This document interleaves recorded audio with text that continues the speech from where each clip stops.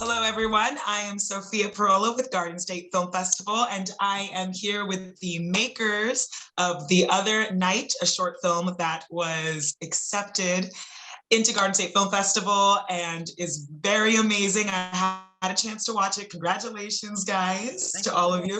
Oh my God, Sophia, that's so sweet. Oh no, seriously, like I'll say a bunch and I have a bunch of questions for you guys, but we don't have that much time. But hopefully we get to everyone. I just want to start off by having everyone introduce themselves and their title in this film, please. And Jay, let's start off with you. Sure thing. Hi guys, I'm Jay Servedio. I am a sophomore at Pace University, and I was the writer and director of this film. I'll yield to Katie. Thank you. I'm Katie Valenti, and I was a producer. I'm Francesco Nuzzi. I was an executive producer and editor on the film. Oh, well, awesome, guys. Again, congratulations not only on making a film, but having it accepted into Garden State. I hope you guys are proud of yourselves and happy with how the work came out. Jay, can you tell us about this film and how it all started? How did you come up with it? Okay, that's a really interesting question. It really started as a conversation with me and my buddy Josh, who plays Jeremy in the film, and we just started riffing on dialogue for no reason. And I was like, I want to figure out a way to like put this in a film. We started, and that line about the cars and stuff like that, we were just like, let's see how cheesy we can get and just start riffing some dialogue. And we got the car bit from that riff, and we were like, let's figure out a way to like write a movie around this little conversation here at a diner's table, if you will, you know. And well, that's when Katie and I started talking about premise, and you know, Katie's a writing partner of mine, so we work a lot usually on comedy sketches and stuff like that, but this was a different dive into a different genre for us, and we were like, let's figure out how we can write a story around a conversation at a diner. And one thing led to another, and that's how we got our script, you know, like we came up with the outline, and I don't want to give anything away because I mean, you guys know about the things that happen in the film. But yeah, we worked out our story together, and I went and penned it, and it took me about 2 weeks, and then I was like, all right, let's shoot this in April of 2020. And then a pandemic happened, so we had to put it on the shelf for a bit. But luckily, we got our casting done before everything hit the fan, you know. So Katie helped me with casting, of course, and we had two other great casting directors, Aria Williams and Cassie Ramos, and they helped us out a lot with making our decisions. And I think that we ended up with the best cast possible. And from there, we had something that a lot of filmmakers don't have. We had a lot of time to work on getting these actors, you know, into the best shape possible and having them really become as connected with these characters as they could. And yeah, it just took on a life of its own, and we were able to make the film that we have now. That is very cool that this all started from a conversation, because I think you could really tell that in the film, the natural and the friendship that they have. That's so cool how that started out. And for Frank and Katie, I mean, what is it like? Number one, I'm one of those people, I hope there's more people like this, that don't really know what a producer does. I know they do so much, and you absolutely need a producer. And I just want to know, what was it like producing this film, especially during a pandemic? I mean, so you guys actually filmed during COVID? I mean, go ahead, Katie. Oh yeah. So I was there filming, and I mean, you know, it's getting everything together. It's organizing, and okay, you know, this, we're doing this shot here first. You know, we don't need you. Go relax. And it was all really safe. Everyone wore masks, and it, you know, there was like probably 15 people, probably less than that, of half the crew. Yeah, 12. It really, the pandemic wasn't much of a concern because we were so, like, we had an airtight schedule that Jay and I worked out on. So, you know, we, with the right amount of people, it was really smooth, and we got done at 3 a.m. instead of 4 a.m. So yeah.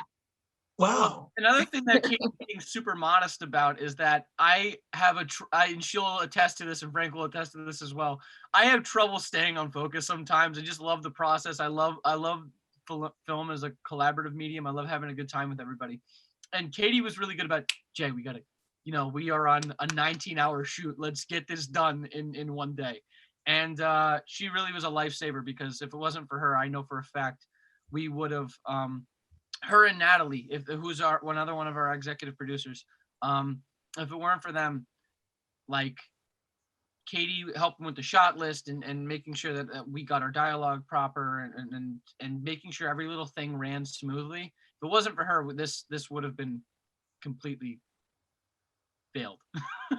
Seriously, and you guys got done ahead of schedule, which is I think pretty rare, and it's easy to get lost. So that it is amazing. Frank, how was your perspective on this? I came on post, which was really interesting. I wasn't there day of shooting. Jay had brought me the script like really early on when he was first kind of conceiving this, and COVID happened, and I wasn't able to be on set. And he knew he wanted me to edit it. And I told him, I was like, you know what? I kind of want a outside perspective of this, because sometimes as an editor, when you're on set, you get attached to like certain moments. You see how people react to shots and how everything comes together, and it kind of influences you in post. So I told Jay, I was like, listen, go do it. You know what you're doing. Go have fun. Come back to me in post and we'll edit it together. And during the editing process, we kept the COVID protocols the same. Jay would come over at like 8 p.m. at night, and we would edit till about 1 o'clock in the morning, typically. And we both masked up, and we try to take care of each other. It was really great to see, because I've known Jay since he was born, forever.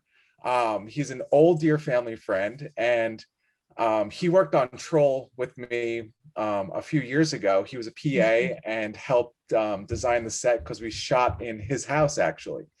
So when he came to post, I was really impressed with him being able to allow me to go through the process and guide him in the edit to say, like, here's what you wrote, here's what you shot. Now we got to figure out what to do in the edit. And those are always, to me, 3 very distinct different things. So I was really blown away with the maturity that Jay showed in post-production, the trust he had in me. And I know he spoke highly throughout the entire process of everybody that worked on production. And for me, it was always interesting in this particular shoot, in this movie, that I didn't meet anybody. This is my first time meeting Katie. So this is just really cool to like meet the characters first before actually meeting anybody else in production. Wow. Yeah, that is so amazing. And I mean, I commend you guys, not only obviously on making and filming and having it in Garden State, but yes, to like film and still be in touch with everyone and to collaborate during this time that obviously there's heightened fear and people's creative spark may not be the same as it would if you were outside with all these people, like Frank said, meeting and being in the same room. So that's amazing that you guys not only made it happen, but just smooth. It sounds so smooth the way it came through. And that's a testament to Jay and the producers on set, like Katie. Got it done. I mean, again, I think that this just what really Katie was the glue. You know what I mean? Like she literally was. Like, I don't know about all this. Listen, you were there. All right. I am the kind of person who likes to spend a lot of time doing things just thoroughly. And Katie was the person who let me know, like, listen, we got the shot. Let's keep moving. Like we got what we needed to get. Let's keep moving. And I think that I don't know. I was really lucky. Like I was very fortunate to have such amazing people on board with this, and that were like, yeah, let's make a freaking movie. You know what I mean? That's such an awesome feeling to have when people got your back, and it's not just like had my back. I'm glad that like. I don't know. I got a problem personally with auteur theory, and that's something that I learn a lot at school. It's something that people talk about a lot at the school that I attend. And I don't know, the more and more I do this, the more and more I realize film is about as collaborative as it gets. And there's no way getting around that, you know? Like, you have to trust the people that are working with you. You gotta, because I can't act as well as the actors act. I can't edit for the life of me. I'm trying to learn, but you know, it's you surround yourself with the best people possible to bring a vision that a group had into fruition. And that's what I'm most happy about, is that in the middle of a pandemic, we were able to do that, you know? Absolutely. And I think you guys are touching on how important every single person's job is. Like, you know, someone once told me the producer just like puts money in, but like, no, like, you could tell that if Katie was not there, and Frank and everything, you can really tell how important everyone's job is. And that's so amazing. I really want to ask you guys, we only have like probably 3 more minutes left, but I know, I'm not sure if Jay or Katie, you've been in Garden State before. I know Frank, I have seen you multiple years. You've had a lot of films accepted into Garden State. You are a veteran. I am looking forward to coming back. Oh my gosh, no, and it's Frank, the fact that you keep coming back, Garden State Film Festival really is like a family, and we care so much about the films and the people making these films. And I just would love to ask you, Jay, Katie, Frank, all of you. Frank, why do you keep coming back to Garden State? And Jay and Katie, why did you want to get your film into Garden State? Well, for me, I mean, I'm a Jersey boy, so to have representation. I mean, the first film I ever made myself was a feature, Star-Crossed Lovers, which was Romeo and Juliet in modern time. And I was lucky enough to be accepted by Garden State. And that's just it. Every year I feel lucky and honored. I'm always happy to submit, but I know my submissions are not, you know, guaranteed to get acceptances. So I just know that if I maintain the quality of work that I hold a standard for myself, that I know I have this great festival that will elevate, you know, my brand awareness, my own self, to give me a platform to show my films, which I'm just super thankful for. Katie, you want to go first, or?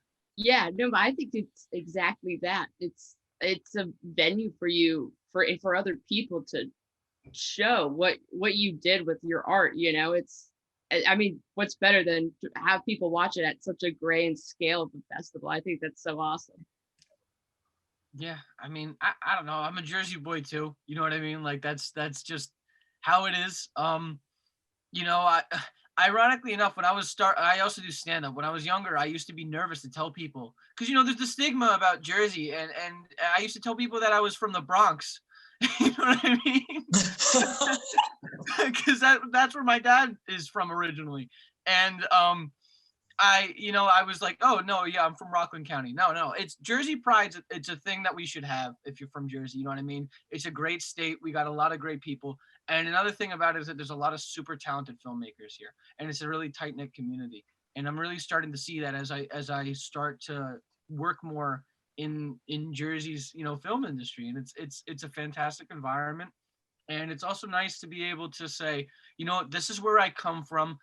I did something that got recognized in my home state, and that's an incredible feeling to have, you know. And it's like, you know, it's an awesome feeling. That's in simplest terms, that's what it is. It's an awesome feeling. I love that, what all of you said. And Jay, I could really feel that passion and love for New Jersey, and Garden State Film Festival obviously loves to support these, like you said, amazing filmmakers from New Jersey that often in Jersey and film, we get a bad rap, but no, it's like really amazing people here. And you guys have made an amazing film, and to do all of that and to collaborate in such a you know, crazy time. I mean, it really is phenomenal. I hope you all are so proud of yourselves, because people should watch this film. Obviously, it's just congratulations, guys.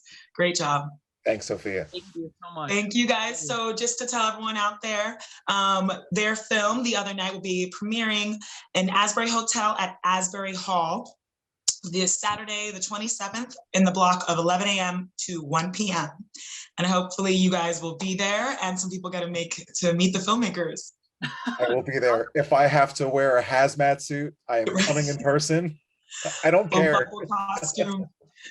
Couple mask. Let's get it. Like let's be there. It works. It works. I can attest to it. Thank you so much, guys. Congratulations again. I wish you the best of luck. I can't wait for people to see this film. Thanks, Sophia, Sophia. Thank you so much. Thank you guys. Bye.